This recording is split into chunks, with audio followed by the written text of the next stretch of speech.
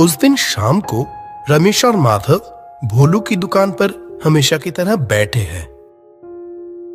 रमेश भैया, माधव भैया, चाय पियोगे या नींबू शरबत दूं? नहीं रे भोलू, इस गर्मी में अब और चाय नहीं पिएंगे, शरबत ही दे। भोलू, शैलेन चाचा तेरी दुकान में नींबू शरबत बनाने का बहुत अच्छा सुझाव दिया।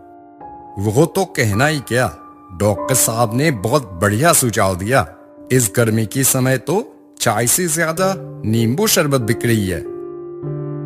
तीनों लोग ये सब बातें कर रहे थे, तब दुकान के पास से ही रिक्शों से जा रहे थे शैलेन डॉक्टर। वो रहे शैलेन चाचा। शैलेन चाचा, इधर आइए, हम यहाँ हैं। ओ भाई, रुको रुको, मैं यहीं उतर जाता हूं। गए कहां थे चाचा? पास के गांव में एक मरीज देखने गया था। आते वक्त गोलू के ढाबे से रोटी सब्जी खरीद ली, रात को बनाना नहीं पड़ेगा। डॉक्टर साहब, आप कितने लोगों की मदद करते हैं गांव में। ये गोलू की बात ही ले लीजिए ना। शहर में ढाबा की काम चले जाने के बाद अपने खर्चे से आपने उसे स्टेशन के पास एक ढाबा बनवा दिया। बढ़िया घर चल रहा है उसका। भोलू बिल्कुल ठीक बात बोली है। गांव में अस्पताल बनवाने के लिए चाचा कितना कुछ किया था। अरे छोड़ो ना वो सब बातें। इंसान के साथ खड़े होकर उनके लिए कुछ कर पा रहा हूं, उसके लिए मैं ईश्वर का आभारी हूं। यही तो कितनी बड़ी बात है। अच्छा छोड़ो ये सब। गोलू के ढाबे की बात सुनकर एक कहानी याद आई। बहुत डरावनी घटना थी वो, सुनोगे क्या? क्या बोल रहे हैं चाचा? बिल्कुल सुनेंगे। आपकी कही कहानियां सच में बहुत डरावनी होती है। वो अलग बात है कि आपकी कहानी सुनकर रात को नींद नहीं आती है। फिर भी आप कहिए, सुनेंगे। आज से लगभग 25 साल पहले की बात है। एक दिन सुबह घर पर मरीज देख रहा था। ऐसे में, डॉक्टर साहब, आपकी चिट्ठी आई है। मरीज देख रहा था, इसीलिए तब बस चिट्ठी ले ली, लेकिन देखने का समय नहीं मिला। रात को देखा वो चिट्ठी आई थी गयेशपुर के जमींदार घर से। जमींदार की बेटी की तबीयत बहुत खराब है। बहुत सारे डॉक्टर दिखाए हैं, लेकिन कुछ हो नहीं रहा। मेरी बात बहुत सुनी है, इसीलिए अगर उनकी बेटे को देखने जाता तो अच्छा होता। बीमारी के बारे में भी लिखा है चिट्ठी में, और घर का पता भी बताया है।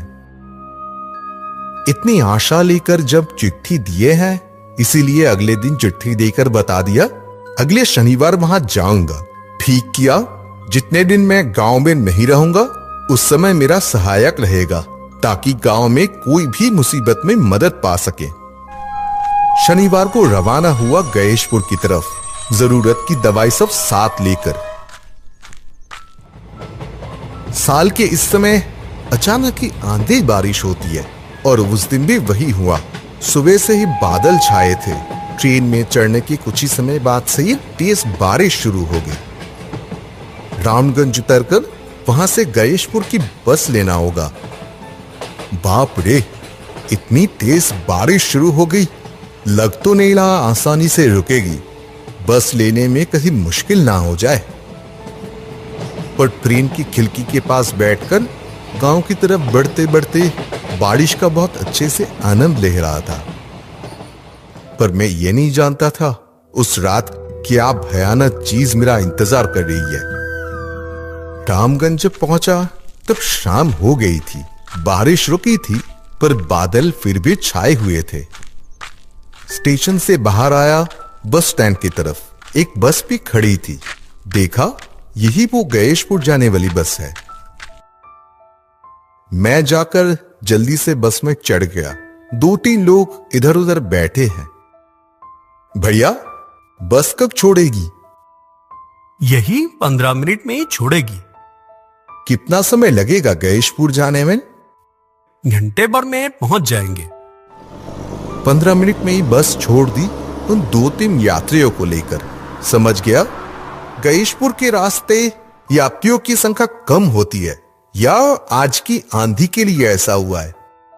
बस आधा घंटा ठीक ठाक चली, उसके बाद रास्ते के एक तरफ रुक गई। भैया क्या हुआ? बस ऐसी सुनसान जगह पर आकर रुक क्यों गई? हम बहुत बड़े खतरे से बच गए। उसका मतलब? तूफान में कितना बड़ा पेड़ रास्ते में टूट पड़ा है। थोड़ी देर और होती तो। मैं भी बस की रोशनी में सामने देखा, सच में सामने एक बड़ा पेड़ टूटा पड़ा है। अगर बस की टक्कर लगती तो बड़ा खतरा हो सकता था। भैया तो अब क्या गैशपुर जा नहीं सकेंगे? जा सकते हैं, पर घूम कर जाना होगा। उसके लिए और 1 घंटा ज्यादा लगेगा। और आप तो गयेशपुर के जमींदार के घर जाएंगे, तो आपको गंज के बस स्टॉप पर उतरना होगा। मैं जो ये सुनकर थोड़ा घबरा गया। शायद कंडक्टर ने समझा था, इसीलिए खुद से बोला, चिंता मत कीजिए, आपको मैं ठीक जगह पर उतार दूंगा। वहां से जमींदार के घर जाने में ज्यादा वक्त नहीं लगेगा। कंडक्टर की बात से थोड़ा निश्चिंत हुआ। बस पीछे जाकर बाईं तरफ एक पतले रास्ते से चलने लगती है। दोनों तरफ घरे अंधेरे से ढका। कुछ देर बाद अचानक से देखा बस के यात्री सब बस की खिड़कियां बंद करके जैसे चुपचाप बैठे हैं। भैया क्या हुआ है? नहीं नहीं, कुछ भी नहीं। आप यहां नए हैं इसीलिए। कंडक्टर ने शायद चाहकर भी कुछ नहीं बोला। मैंने और ज्यादा कुछ नहीं पूछा। एक काम से आया हूं, काम खत्म करके चला जाऊंगा, उससे ज्यादा क्या जरूरत। लेकिन आज सोचता हूं कंडक्टर से सब पूछ लेता तो शायद अच्छा होता। और कुछ समय चलने के बाद बस एक जगह पर रुकी। भैया ये गंज का बस स्टॉप आ गया, यहीं उतर जाइए। कंडक्टर की बात मुताबिक उतर गया वहां।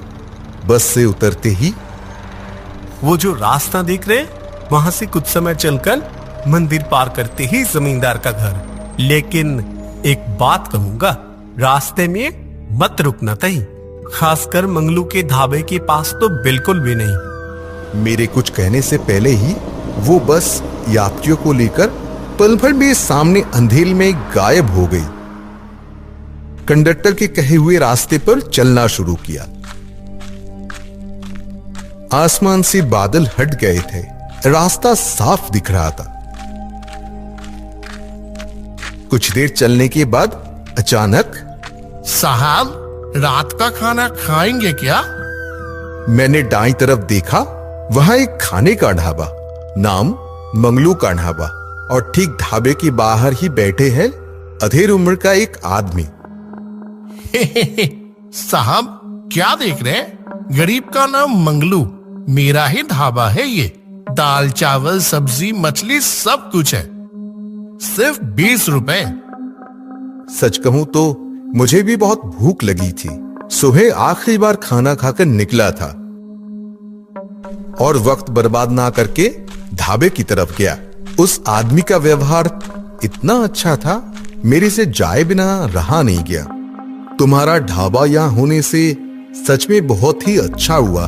तेज भूख लगी थी। आइए यहाँ आकर बैठिए। आप जैसे लोगों का ही तो इंतजार रहता है हमेशा। मैं अंदर जाकर देखा, कुछ टेबल और कुछ कुर्सी रखी हुई है। खाने को कुछ है भी। अब तो बहुत रात हो गई है और अब तो खाने की